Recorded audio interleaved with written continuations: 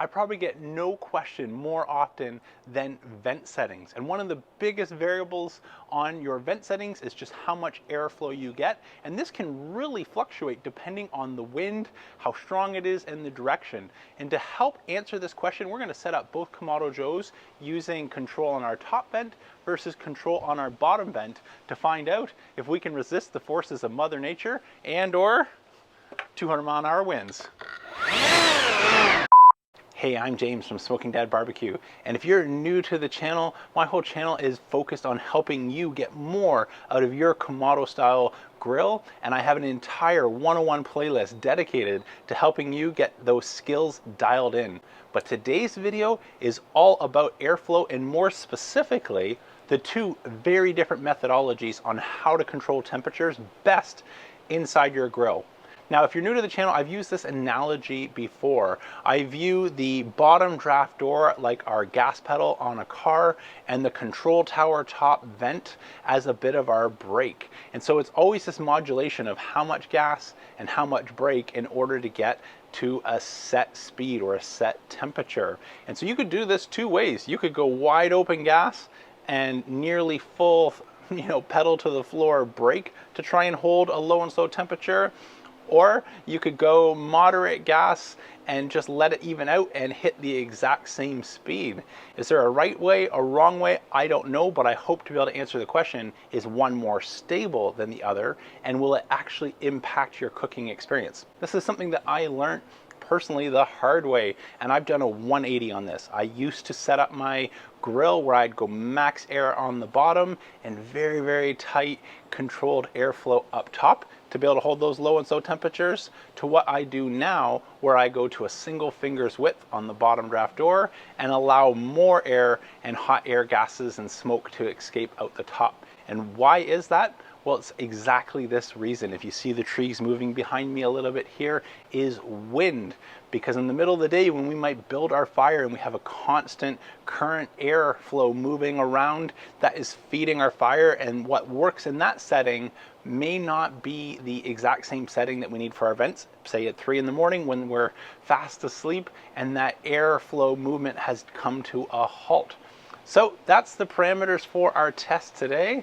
Let's get ready, fire up our two grills, and log our data to see which can withstand the wind. So I'll be using the slow roller today since it helps eliminate variables that you can have with your deflector plates in terms of where you install them or if any heat can come up in the middle. Since these have a self-centering ring, and I've also found that they've been incredibly stable to a single degree front and back, I'm trying to limit the potential variables that can impact our test. So I'll use the slow roller on both Kamados. This is the classic. I've got some charcoal in each grill. Let's go ahead and fire it up and just let some temperature start to build in our Kamado Joe.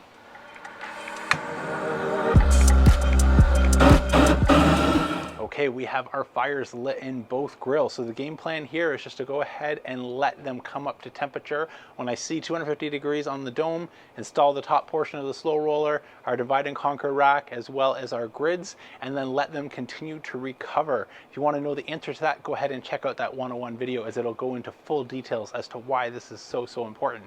But I don't want to get distracted and away from our point, which is answering that question.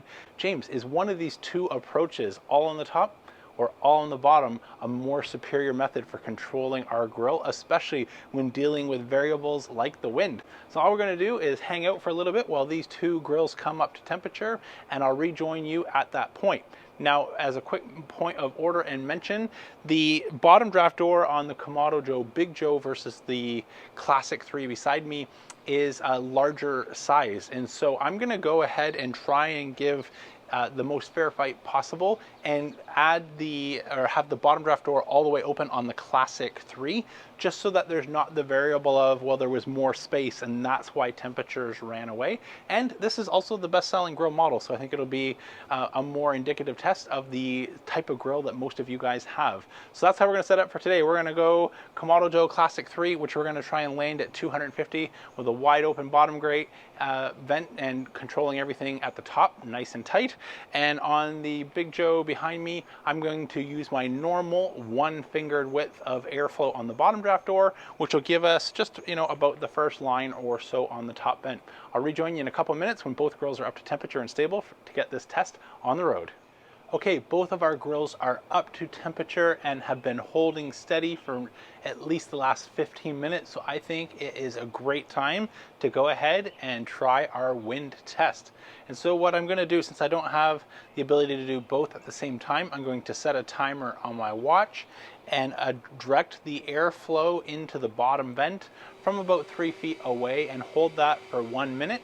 And then we're going to observe that temperature over 5 minutes. I'll do the exact same thing on the Big Joe as well, and then compare our two temperature charts. And so I'm really going to be looking for what happens after 5 minutes. If you did it right away, of course the temperature is going to spike, but I want to see if there's any chance of recovery in 5 minutes, or if that gust of wind was serving as extra fuel for our fire, if it's able to recover with one of our two vent settings a little bit better than the other. Let me show you both vents, what they look like really quick. Here on our Kamado Joe Classic, where we are all the way open on the bottom vent, I'm sitting at, I would call that, about a third of the distance between the two vent lines. And then on the Kamado Joe Big Joe beside me here, where we have one finger on the bottom vent, we are just past the first line. So again, going restricted on the bottom, more air up top, wide open on the bottom, very restricted on the top. And speaking of the wind, today is a perfect day for the test. Let's roll into it and start blowing some air in the bottom of our Joes. All right, results time. So what did we learn? So we've given both Joe 1 minute of forced air and then logged data at 5 minutes. After that 5 minutes was up, our Kamado Joe Classic, which has the bottom vent open all the way and the top damper very tightly closed, showing maybe just again that third of the way through the first line, it gained just over about 15 degrees Fahrenheit and has been holding. In terms of how did our Kamado Joe Big Joe do with the opposite approach, where we've got a lot more air just past that first line on the top vent, but down to about a pinky's width on the bottom vent, it gained, looking at it, about 7 degrees Fahrenheit, 6 degrees Fahrenheit, and has been holding steady.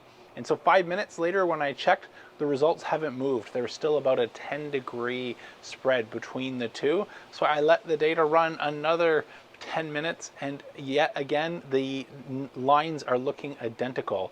And so this reminds me of another topic and a question that some of you have asked, which is, if I've opened my dome, maybe moved food, added some smoking wood, I can never get my temperatures back under control. I have a couple tips and tricks on how to regain the temperature setting that you once had before opening the dome, or in today's case, adding some forced air, where now our new line is just higher than where we left it. Let me know in the comments if you'd like to see that video. But for today's video, I think we can go ahead and draw a conclusion between our two methodologies. Should you control your Kamado Joe using the top control tower top or daisy wheel, or do it all on the bottom draft door? And I think today's results proved what we've already learned through experience, is you are much better off relying on that fire acting as a natural heat pump, where it draws its own air with a tightly managed bottom draft door, and it's able to breathe well out the top vent, versus doing the other way around and riding the brakes hard. Well, I hope you really enjoyed today's video. If you did, please let YouTube know by smashing that thumbs up button, and let me know by hitting subscribe to catch future videos. Until next time, I'm James from Smoking Dad Barbecue signing off, and remember, don't be afraid to fire it up.